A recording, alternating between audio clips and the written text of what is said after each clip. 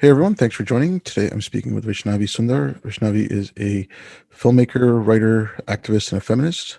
And she has a documentary out called Dysphoric about gender ideology and how that harms women. And she did a real, I saw her in an interview with Benjamin Boyce talking about this, especially how it affects women in India. And this is something I've been speaking about as well a little bit. So, hi Vaishnavi, thank you for coming on. My pleasure. Thanks for having me. Um, Yeah, so like I mentioned, your documentary Dysphoric, and then what I see you tweeting about how gender ideology coming out of the West and I guess the US is actually harming women's rights in India. So if you wouldn't mind getting into that a little bit, maybe talking about your documentary, then we can just go from there. Sure. Dysphoric came about because I had made a film before Dysphoric on workplace sexual harassment that working women face in India. And that was called But What Was She Wearing? It took me about 3 years to make that film.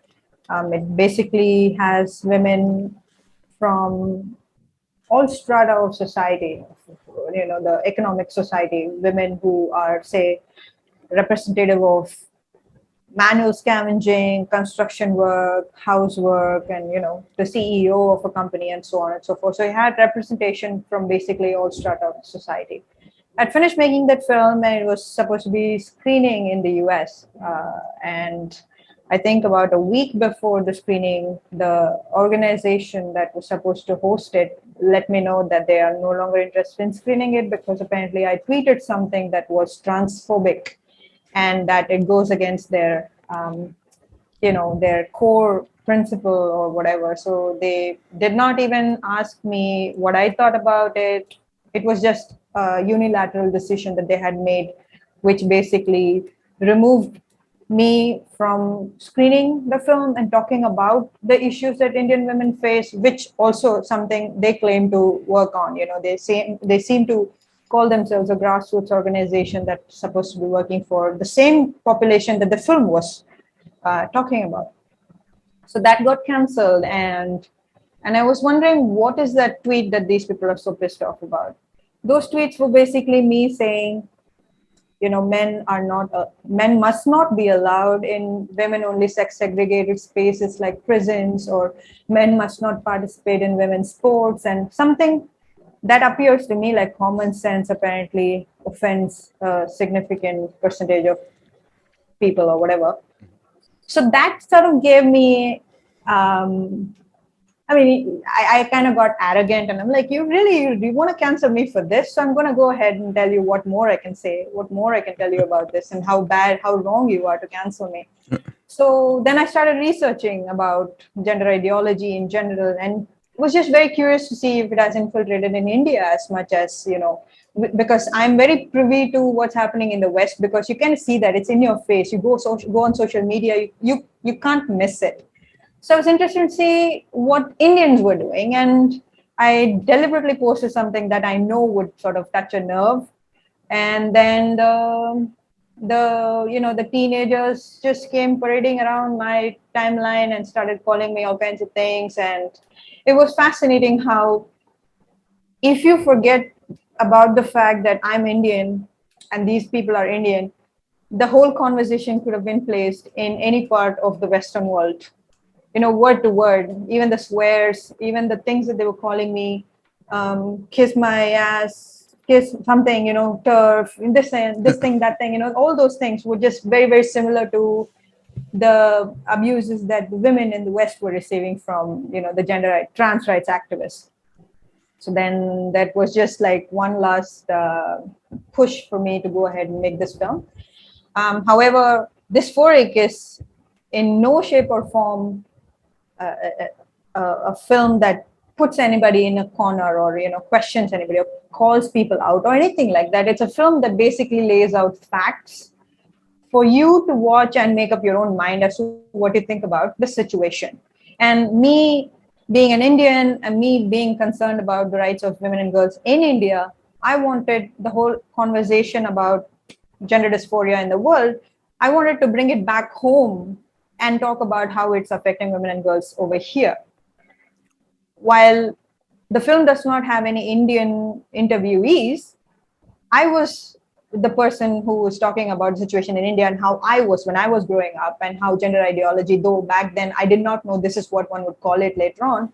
I talked about my body dysmorphia, how I hated my body growing up, and what is the reason behind it, and why it is unique that a woman or a girl in India would feel this way, because we already have like a history of violence against women situation in India going on.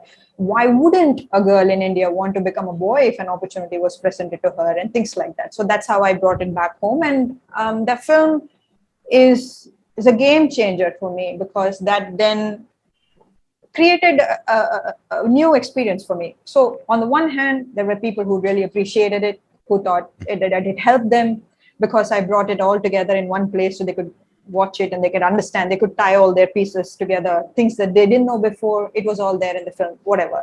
And on the other side, whatever few friends that I did have who did not confront me on this, after I made Dysphoric, realized that they don't want to have anything to do with me at all. There was no even a situation where there was good faith conversation, where they could meet me halfway, we could discuss about what is it that they were objecting to, so that we could sit down and have a chat about it like adults do, like things used to be, 10 Yeah. years from now, before now. But that didn't happen. Not only did these people not watch my film, who I thought were my friends, there were people who heard about me and my reputation, um, and they would say to friends who would recommend the film to them that, oh, that bitch, I'm not going to watch your film. Now, the person who said that has never interacted with me, does not know my work, does not know what I stand for, and more importantly, has not watched it for her to, make that, Yeah. assume that position. So that was interesting. But then it's been a year since Dysphoric, and I know that as many people who've been pissed off about it, is still a very small, insignificant number compared to how much the film has indeed helped. Uh, the film has definitely helped a lot of youngsters, a lot of mothers, a lot of academicians whose students were all on the whole gender ideology train and they didn't know how to deal with it. So um, I'm pretty pleased with the way it has sort of helped a lot of people, even though I lost a lot of friends along the way, but that doesn't matter to me. What is also sad is that while it did help a lot of people, I know for a fact that the film could have done even better. Like it could have had more views, had more comments, had more media exposure, which it didn't at all. So not a lot of people wanted to write about it because it's a touchy subject and things like that. Because okay, I was born in India. My family comes from there, and I go. And so I mean, like they did have kind of like a British back education system, but I'm just wondering, like, how did Western gender ideology started coming into the academy in India? Like, I've seen it in other places. I did some work in Afghanistan, and in 2015, I can't remember what university it was, university in Kabul, but they were basically teaching Gail Rubin and Judith Butler. And I'm like, Afghanistan doesn't need that, but that was coming in because of the NGOs and all that were there because of NATO. But how did this start coming into the academy in India? Like, how did that make it in? Well, India has a reputation of aping the West from time immemorial. Anything that happens in the Western world is just blanketly assumed to be good, and blankly assumed that it's something that one needs to read more about, or find out more about and see if it can be uh, evangelically distributed in the country. So there are also a lot of Indian students that study in Ivy League schools abroad, and the kind of exposure that they get. And these are the people that come back to India and assume the position of, say, editors in a leading news magazine, or become lawmakers, policymakers, appear for government positions and things like that. So basically, it's a different argument. It's a different discussion whether India needs this at all. Obviously, it doesn't, because we have our own issues to deal with. Issues that after the British left us, we haven't still dealt with. There are things that one could focus their attention on, but no. Another angle to look at it is India is also very homophobic. We are like strict adherents of gender stereotype roles, femininity, masculinity, and things like that. We sort of give a lot of importance to a very heteronormative setup. So Section 377 got, sort of ratified only in 2018. That's just like 3 or 4 years ago, where now you could be homosexual and not be considered a culprit or a felon in this country. It was just 2018, in 2018. That seemed to create a sort of panic in the policymakers in India, because that would then mean that people who have same-sex attraction can then go on to, say, marry or be public about their sexual orientation and things like that. Now, that does not bode well with the reputation that India has created, the heteronormative uh, idea that that the country has created. So, through backdoor lobbying, they went ahead and started focusing on the T of the LGBT more than anything else. So the 377 became like a foot in the door for people to go ahead and hyper focus on the T aspect of it, where lesbians and gays just basically are not there. They're not there. They were given the whole 377 thing like a breadcrumb for a dog, something like that, just for the sake of keeping them quiet for a while. But all along, the agenda seemed to have been to promote the rights of transgender people or uphold gender ideology and things like that. The Constitution, even as recent as 2019, when we had the 103rd Amendment of the whole Constitution, the protected categories are, religion, um, caste, and sex. Not gender or gender identity. It continues to remain sex. And even then, there are a lot of laws that got passed in support of transgender people and things like that. In that document, they go on and conflate sex and gender to suit their convenience as and when, whatever, however they use it, it seems to, benefit them in some way or another. So India clearly does not need gender ideology, but it just seems like a mass infiltration of Western ideas mixed with our own pre-existing issues like homophobia and the need for a heterosexual world that we have created for the longest period of time. I think all these things seem to have played a role, and also, the whole idea that anything that an American or a British person does, you've got to sort of do it. Like, that's how popular culture comes into the country as well, right? You watch some Hollywood movie, you wanna sort of aspire to be that, you wanna aspire to be special, you wanna aspire to be different. So you have some friends who are in the US, they're coming out as gender queer, you're immediately curious, what is this? Because that person comes out and literally the entire world is on their profile, appreciating them, commenting about how brave they are. So they want to piece of that for themselves as well.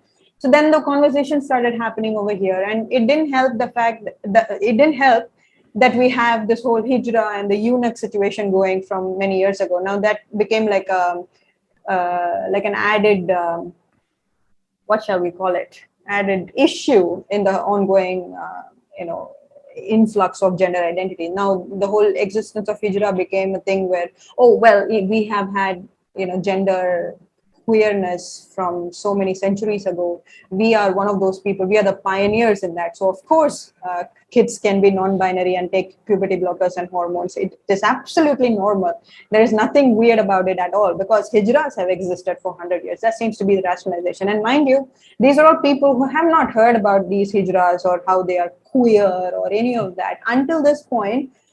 Until the time when the Americans or the Brits started speaking about hijras, the eunuchs, and the two spirits, and Yeah. the Okay, a couple of things on that. Like when you talked about how they love anything comes from the West, and it was at the end of the '90s or the early 2000s. I'd gone back to visit, and it was in November, and there were signs all over Hyderabad that were saying, Thanksgiving Day sales. And I'm looking at my cousin. I'm like, wait a minute, that's an American harvest festival. What's that going on in India? Like, so like yeah. when you're We talking also about what's that thing where you have mass Halloween, counts? No, yeah, of course, Halloween's been there, but what Black Friday? okay, Black We've got Friday is the day after Thanksgiving, so that's when they have all the sales. Yeah, exactly. We've got discounts in Indian stores selling Indian products Yep. during Black Friday as well. But We've got all of that. Another reason of this could also be the fact that corporations have become multinational, right? So Yeah. there are a lot of companies that are American based and have offices set up in India. So the policies that the American offices kind of uphold kind of permeates into their other branches as well. So because India watches so much of Hollywood, and they think that's how you can appear cool in a social circle. The strength of your IQ relies on your how many superheroes of Marvel and whatever do you know. That's basically how they equate popularity and things like that. At least the youngsters do. So the corporations being multinational, them celebrating something over there, the word kind of gets in, and it seems rather easy how this has spread so much in this country. Yeah. But yeah, like I mean, I've seen it in other places too, where uh, again, this was in the early 90s. I had gone to Brazil on a student exchange, and I was in Sao Paulo. A Pizza Hut had just opened, and there was a lineup for an hour. Like there was an hour wait to go to Pizza Hut because it was American. So I mean, I've seen that other places. One of the things you'd mentioned, and I don't want to tie it together with like when you mentioned the hijras as well. So you're talking about Indian students coming to the U.S. or even going to the U.K. Or Canada, going to like Ivy League schools or like good schools in those countries, and getting exposed to this and bringing it back to India. Now that's one of the things I've been kind of seeing here is like this kind of outlook. I know like gender ideology and all that had been around since the late 80s, but when it really started getting a push and when it started coming into the administrations of the universities here, it was around the 2000s. So all the people that had studied in the 90s went back to the universities and worked in like the HR departments, the administration departments, like the counseling departments, and then they went into other places, and it just slowly snowballed.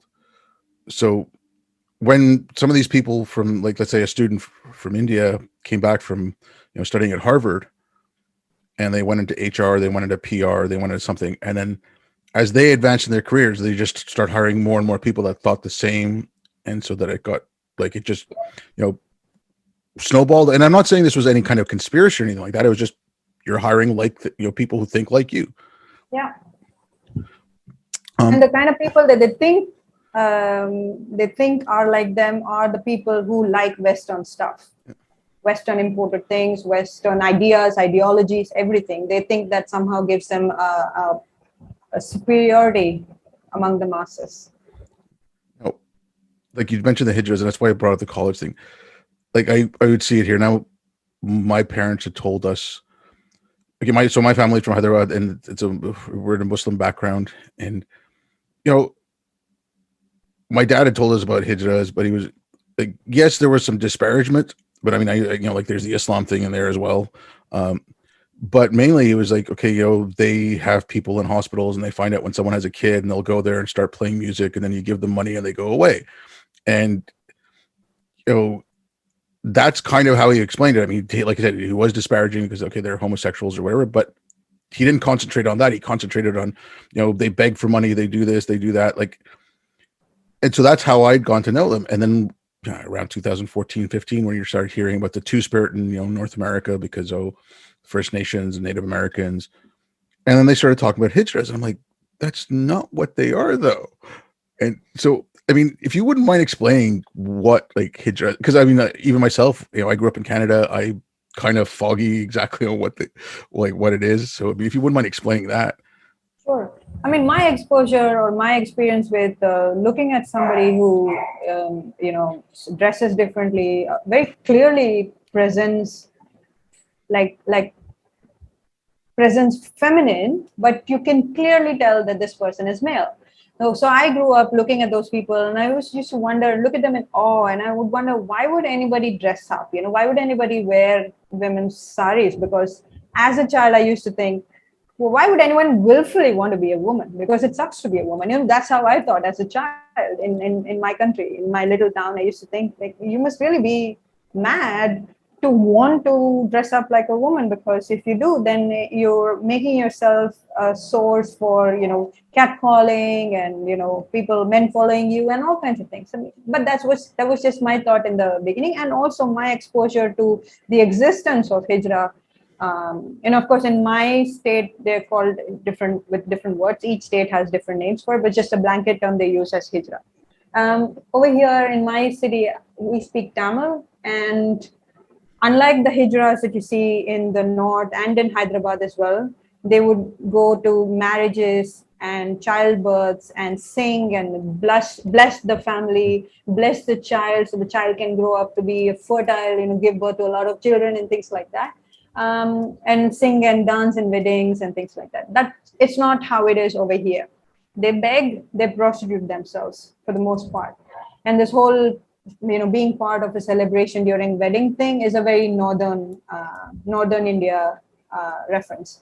So anyway, most of the modern day, or rather most of these men, are either homosexual transsexuals, where their families have found out that the boy is not masculine enough, that he is somehow having effeminate qualities, which is bringing shame to the family. So the boy gets kicked out. So he goes and looks for some form of community somewhere, and he comes to know that for people like him, there's a community especially that will welcome him and keep him as their own and things like that. So gullibly, they just go and join these groups. And of course, as you probably know, there is a hierarchy within the Hijra community where you will be assigned to another Hijra, and you'll have to call that Hijra your mother. And for your entire life, you've got to earn money and give your mother a certain sum of money. And only then will that relationship prevail, and only then can you be part of that community. So basically, you're paying to be taken care of, or giving that person some kind of identity, if you will. So the only way they're able to make that money to give that guru or their ma is by prostituting themselves or by seeking alms. Now, other than the whole homosexual, transsexual, which the homophobic parents can't stand and send them away, there is also a category of men who are not homosexuals, but are just, looking not conventionally male or conventionally masculine. And there are families that are really poor and have many children. Sometimes there are groups of these people who go looking for vulnerable families like that. And if they spot a little boy who looks a bit different, they buy him from the family for a very small amount of money, and they take him away and keep him for their business. And the business is, unfortunately, prostitution again.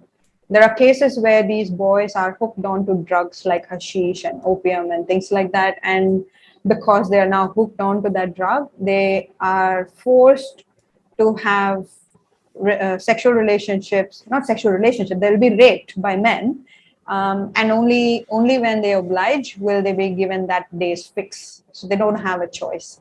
And these boys, they are in a room when they are taken away from their family, and they spend their whole life in that room sometimes, and they don't have any exposure to the outside world whatsoever. Now this is apart from the trafficking and all of those things that we know about Indian girls. And that's a different story altogether. This also happens to these boys, and most of the time these boys are kidnapped or bought off from the parents by these hijra mafias. And then there is this other category of people where they are homosexual and they are aware of it, and they don't want to be all this, they don't want to be a woman, but the only way that they can in fact have a relationship with a man is if they themselves turn into a woman, right? Because they look around them, there is no idols that they can rely upon to think that, well, it's okay for you to be a man and be in love with another man. There is no reference point for them. So these boys then think that the only way to go about this is by becoming a hijra. So they go and surgically alter themselves in order to be somebody who will then be desirable by men. Now, this procedure is extremely complicated as well. See, the thing is, the Hijra story is just so vast, and there's so much nuance in it. Sometimes it's very, very difficult to sort of summarize them, but I'm trying to do my best. But I want your audience to know that they should go ahead and, find out more about it themselves, because I'm just trying to give you like the top points Yeah. that I think. Yeah. Oh, no, that's good. It's just like, I mean, some of this also is familiar in a certain sense, like Iran and Pakistan, where they'll, Mm. you know, will pay for your surgery, or you can get killed as a homosexual or a lesbian. Like they Yes. have that as well. But getting back, like with the Hijra thing, like I want to get back to the women's rights in India, because that's, I mean, especially in the last little while, at least, there's been a lot of coverage of rapes and things like that. But I mean, I've heard it from family members and stuff too. Like, it's not good for women in India. You have to be careful. You can't go outside, and they're very careful about all that. But like, how I can understand a woman or a young girl. Like, I mean, we're having that in North America as well. I think it's like a 4,000% increase in the amount of girls that are transitioning. Now, I Mm. can see that, like you're saying, in India, where okay, it's going to be shitty to be a girl, so I might as well be a boy. I can understand that. Like, I don't see the other way around. But could you just talk about how bad like women's rights are, and how this is? I mean, they've just overtaken the conversation about what needs to be spoken about. Like, I know you touched on it a little bit before. Yes. So they have done a fantastic job in catching hold of the young and vulnerable minds that are constantly seeking, social capital in a world where everything is public on their social media, and their very existence is reliant upon the number of likes or shares that their picture gets, or anything that they stand for comes hurtling back to the number of friends they have on social media, the number of followers they have, and things like that. Now, that's the world that the youngsters are living in.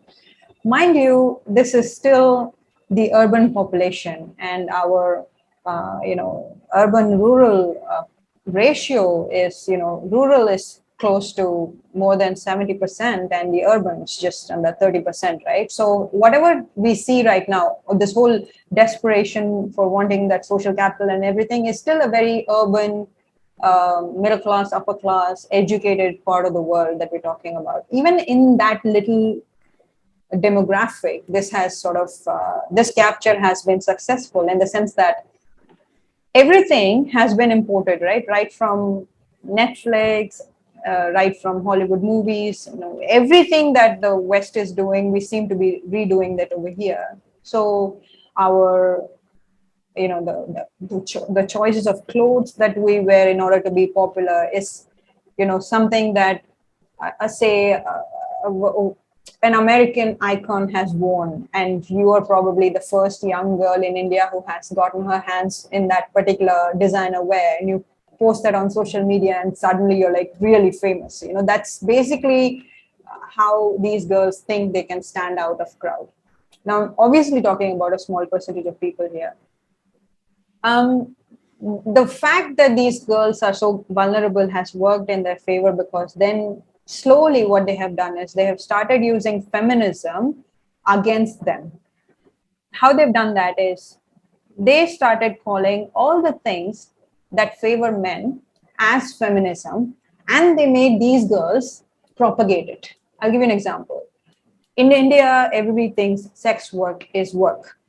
Now, majority of people cheerleading this and chanting this on and on are very young girls who have no idea whatsoever about a life that a poor woman that is trafficked from across the border is living in a 4x4 room, having to deal with like 8 or 10 customers, and get paid almost nothing, and the pimp takes away most of it. And these girls have no idea about what it is to live a life like that, and yet these are the girls that are constantly championing, no, sex work is work, you bigoted bitch, how dare you take away the livelihood of that poor woman.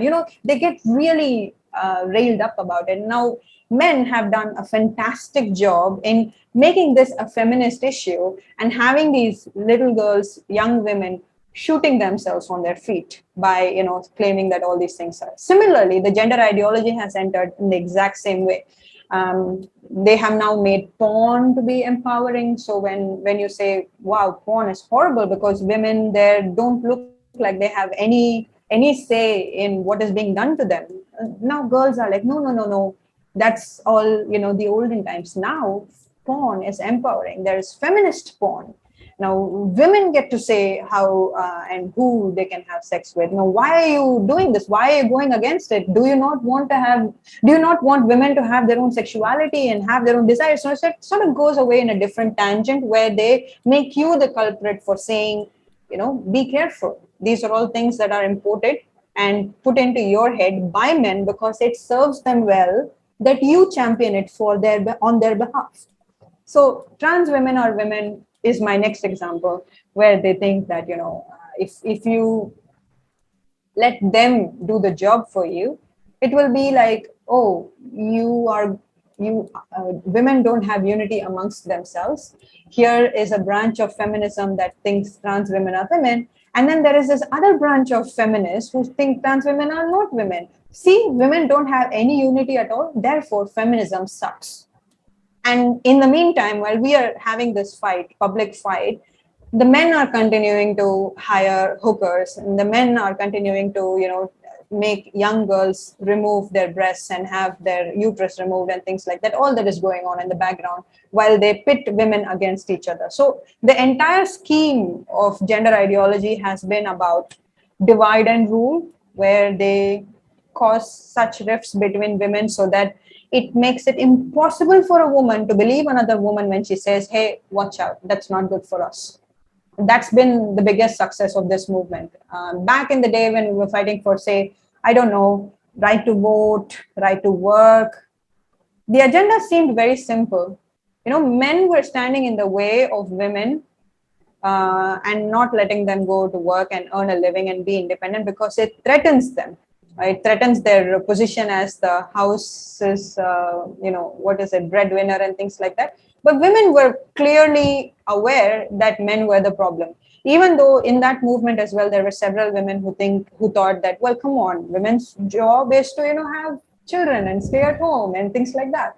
But they still went ahead as one unit, and now our priorities seem to be so random, and there are so many new problems to touch upon. Now, within the gender movement, if you think about it, there is trans rights activism that is fighting for trans people, apparently.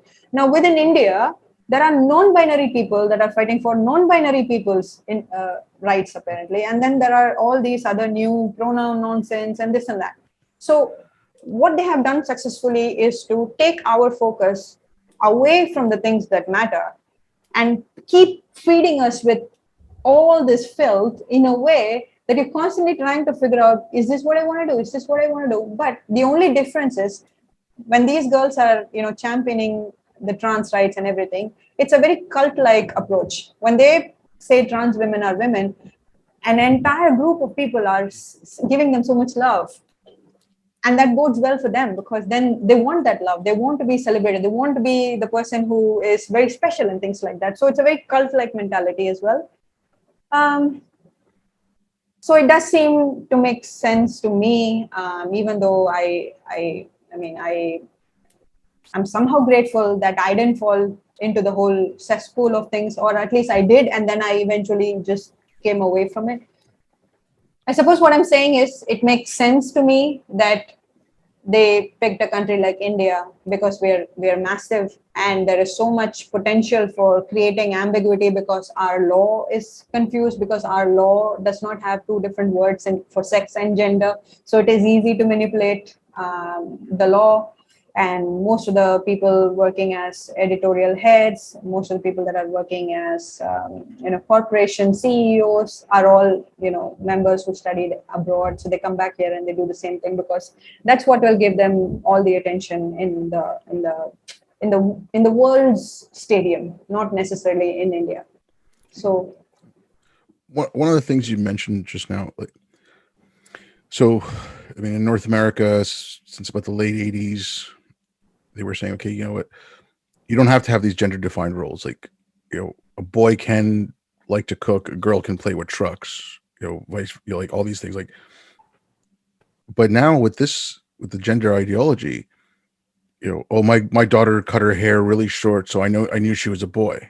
I mean, I've seen that written, and it's so they're reaffirming those strong gender stereotypes which, like you mentioned, are still, they're still very active in India, like more so than North America. But isn't anyone questioning that? Like, why are you, you know, I understand, and like, I get like the fact that if it's an effeminate boy, then okay, homosexual or whatever, they're having that thing. But why, instead of getting away from the stereotypes, are they trying to reinforce them even more? Like again, what you were mentioning, like I don't see how that helps women. I don't see how that helps anyone. But Yeah, I don't see how it helps anyone either. And definitely, it doesn't help women and girls. But I don't know why they can't see it. But my hope is that they will eventually, because when I come from a very rigid, sort of a family that was strict about a girl's role and a boy's role, and I obviously had fewer privileges when it comes to, say, staying out late or playing with, or rather who I can play with or who I shouldn't play with at all, and what clothes I can wear when I go outside. Sort of restrictions that, say, my brother did not have. Um, I we are living in a society like that now. When, for me, coming from that kind of a mold to liberal feminism, which said no, dress however you please, there is nothing bad about being a girl and wanting to be a scientist, sort of the generic superficial things like that. And I found liberal feminism to be like, wow, the meaning or the purpose of my life, like I saw that, and the kind of things that they were advocating for. I was thinking, well, everything is a choice.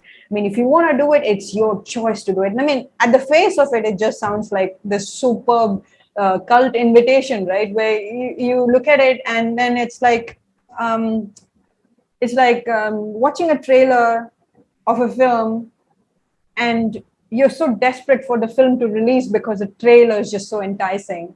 So liberal feminism is kind of like that. At the face of it, they were like, come in, join us. Here everything goes. Like, you can be whoever you want. You can be a boy, you can be a girl, you can do sex work, you can do porn. Everything is fine. You can wear whatever religious indoctrination, even if it is oppressing you, you can go ahead and do that. Everything is a choice, and you can't question anything at all, because if you do, then that hurts somebody's feelings. Now that's when I started thinking, because I was like, well, if you're questioning patriarchy and if you're questioning male supremacy, you ought to be able to question male supremacy that affects some women, even if you're not that woman. So, for example, when these people are constantly saying sex work is work, you should allow prostitutes to decide for themselves. And I was thinking, well, no, because those women, many of those women do not have the agency, and they have been trafficked into this business. And I don't think it's fair to say that it's her choice. So when I started saying all of these things, I'm sorry, it's just my dog's walking time.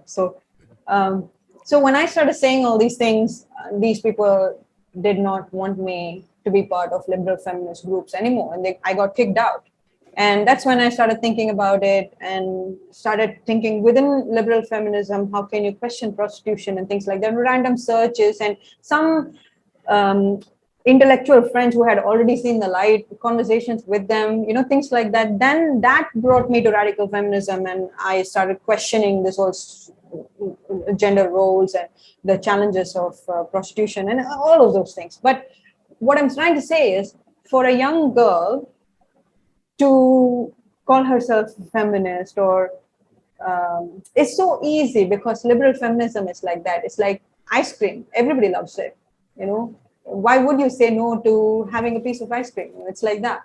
So it makes sense to me that Indians, especially educated Indians who have access to social media, the English-speaking ones, they look at what's happening in the West, and they talk about, this whole Lean In book Sheryl Sandberg wrote, Facebook CEO, whatever, many years ago, that became a huge hit in India. And she's talking about, how women should aspire to earn as much as men and things like that. And here women start talking about it. But then, like, okay, equal pay is important, but let's just rewind a little bit, because that's US that she's talking about, US economy she's talking about. We're not there yet.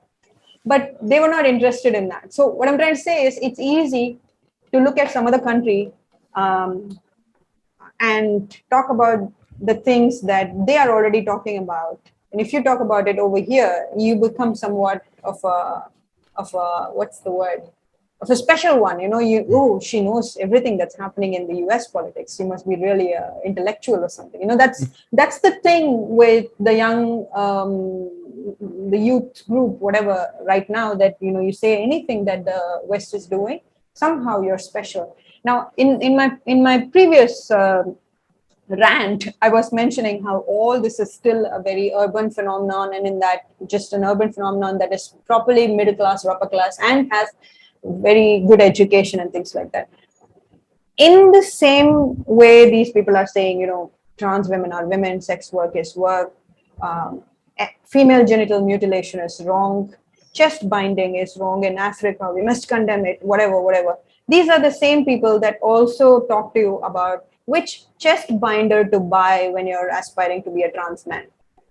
These are the same people that question FGM, are the same people who are saying which endocrinologist you can go to get yourself a double mastectomy and a hysterectomy. How can you get a new penis? So the dichotomy and the hypocrisy within the movement is just so crystal clear to me. My hope is that the people that are engrossed in it right now will slowly start questioning it at some point. That's why I think people like me, despite all the abuses and vitriol that I get online, I just hope that, it's like punching in the air. I just keep doing this, hoping that somebody would see some sense in this and realize by themselves, this is no propaganda, because that's what they do. I don't want to do that. I'm just questioning everything all the time, hoping that, they'll be able to see the problem within the liberal feminist movement, how basically it's a males rights activism, the liberal feminist movement is. And, they can switch to things that actually matter for women and girls, not only women and girls from their horizontal economic background alone, but all the way top and bottom of the pyramid. Like you'd mentioned, it's like a cult, and what you're talking about there, like they're only looking after the people on the horizontal and they're not going up and down. Now, in North America, it's been happening since I'd say since like the mid 90s, where college educated people really started looking down on the working class. So, and it almost came about as, oh, we're your intellectual superiors. Listen to us. We're going to explain it to you lowly people. So now, is there some aspect of that in India with this? Like, it's like, I mean, you already had like, oh, they're just servants. And, like I'd see my family, how they treat, if they would treat their servants and things like that. And if you go out to the countryside, if you own any kind of land in the countryside, all of a sudden, like, you've got some special power in that community. And I saw how they treated them. And so, yeah. But does that play some part in it? Like the superiority because we're richer, we're more educated, you're just uneducated fools and things like that? Or yeah, definitely that kind of a superiority complex is there, because they are the ones that are sitting in the positions that disperse information to the common man or common woman, right? So for example, it's a leading newspaper, and the person who runs it is an upper caste man.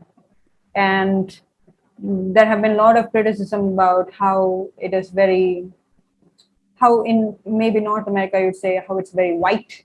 Here they say that it is very Brahminical because of the caste system that we also have to deal with, aside from all the existing problems. There is the religious divides, there is regional divides, and there is caste-based divide as well. Caste is obviously the social stratification that has been sort of in existence for centuries, and even though many such acts have been deemed unconstitutional, like you can't discriminate somebody on the basis of their caste, and there's a lot of this affirmative actions that have come to place, which sort of enables people from, say, the marginalized caste to sort of say get free education and things like that. Things have been happening in the sort of fringes, but predominantly the ruling class is obviously the upper caste male members. The whole looking down upon the people that are, say, the village idiots, if you will, like, look at me, watch me, I know everything, I'm the know-it-all, watch me speak and learn from me. That superiority is definitely there. But what has also happened is the whole gender ideology has come out, somehow intertwined itself with a lot of civil rights issues that the country has. I'll give you an example. Now, one would think that caste-based discrimination is something that needs to be taken very, very seriously, right? Now, there are Dalit women who are raped purely because they're Dalits. The men go looking for Dalit women, and in order to punish them and to show their superiority, they go looking for Dalit women and they rape them, they burn them, they cause all kinds of harms on them. There are Dalit men who live in certain parts of rural India where if they go through a certain street, he has to take his footwear and put it on his head and walk through that city. He is such a lower caste that he can't wear footwear on his feet and walk, and that would be disrespectful for the other people who are of the upper caste. So this is the situation even in 2022 in India, right? What has happened, unfortunately, is instead of taking precedence, the whole gender ideology aligned itself with the anti-caste movement. Now, anti-caste movement is also pro-gender identity and pro-trans rights activism because trans rights activism has cunningly made their issue to be a caste-based issue. You get it? Like how you have Black Lives Matter, and then later on branched out to Black Trans Lives Matter. Yeah. Similarly, over here, we have, of course, Dalit Lives Matter, and now there are Dalit Trans Lives Matter as well. You see, the import is sort of Yeah. uncanny.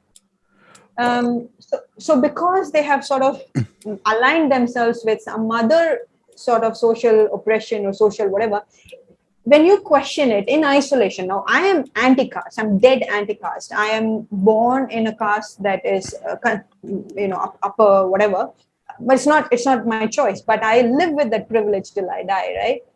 If I call out a trans propaganda, now I am automatically somebody who's also pro caste. Now that's how they have started painting it. They have made it a caste issue, and that in a way that you can't question one thing without them assuming that you are dead against all the other forms of oppression this country is facing. Yeah, I mean, okay, like the whole caste system and the way India, divides everyone over. So you have intersectionality through feminism, but also the gender ideology had its own form of intersectionality, whereas like Kimberly Crenshaw's was how you were oppressed, whereas the gender one was how you oppress other people, right? Like the way, I mean, like that intersectional framework seems to fit very well with how India had everything divided, and it seems to like mesh right. It's kind of seamlessly sitting into it. Look, I don't want to keep you too much longer. But if you I would just want to point out that Crenshaw's intersectionality is right now no longer serving its purpose because she too believes trans women are women. So when she says we need to be intersectional, she's talking about including men in women's spaces as well. Yeah. So, but yeah, I mean, I like when she wrote her paper mapping the margins, I was saying, she didn't map the margins, she gerrymandered them. Like she completely blurred them all together. There's no mapping. Yeah, exactly. But yeah, like I you said, were going to ask me. no, I was going to say, I don't want to keep you too much longer, but if you want to let people know where they can get a hold of you, where they can find your documentaries, I'll put all the links in the description. So please go ahead. Sure. Yeah. I'm on all social media as Vaishax, Vaishax. And that's where I'll mostly be talking about anything that I'm doing, my writing, my films, and everything. My company, under which I make all my films, is called Lime Soda Films. My guess is it's the only one in that name. So if you look it up, it'll easily show up on your little Google search. But I just want to sort of beseech your audience to go ahead and do a little bit more research based on their interests and things like that, because this is not a topic that can be had in like one small conversation. It's something that we need to keep on talking about and things like that, but it's a good place to sort of lay the seeds of foundation or whatever. Most of the stuff that I write about gender ideologies, infiltration in India, is also there on my website. We founded this e-zine to constantly talk about this. Recently, the latest news about the gender ideology takeover is a company, an internet company, has given period leave to women and trans women.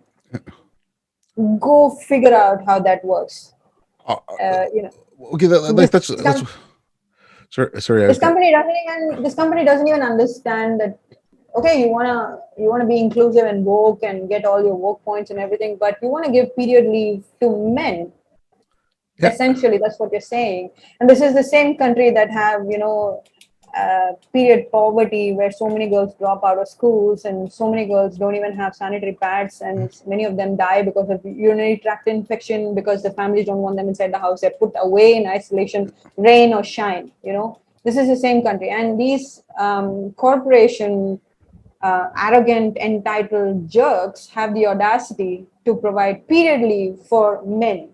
That's where we're at right now. So yeah. more of this and many such rants will be available on my website, vaishnavisundar.com. So you can go ahead and Well, I'll just mention one thing. Like the American Medical Association, wouldn't say the word woman. They would say like birthing parent or yeah, vulva exactly. haver. I'm like, okay, if the American Medical Association is denying biology, why should I listen to them about the COVID vaccine? I'm like, like, if you're denying basic biology, why should I'm not ranting against the vaccine. I've got, I've been vaccinated, all that, but I'm just saying, like, Well, that's a touchy subject, isn't it? I'm yeah, vaccinated too, yeah, and I'm not for mandates yeah. of any of No, that. but But at the same, I wasn't talking about mandates or anything. I was just wondering, like, I mean, when you're the American Medical Association, you're denying biology. Why should anyone listen to you on anything else? And it just like, I appreciate the suspicion people have. Yeah, yeah, definitely, I do appreciate the like suspicion. that's what I'm getting at. But anyways, thank you very much for coming on. It was great talking to you. And yeah, everyone, please give Vaishnavi a follow. And yeah, like I said, thank you again very much for coming on. Thank you for having me. All right. And thanks everyone for listening.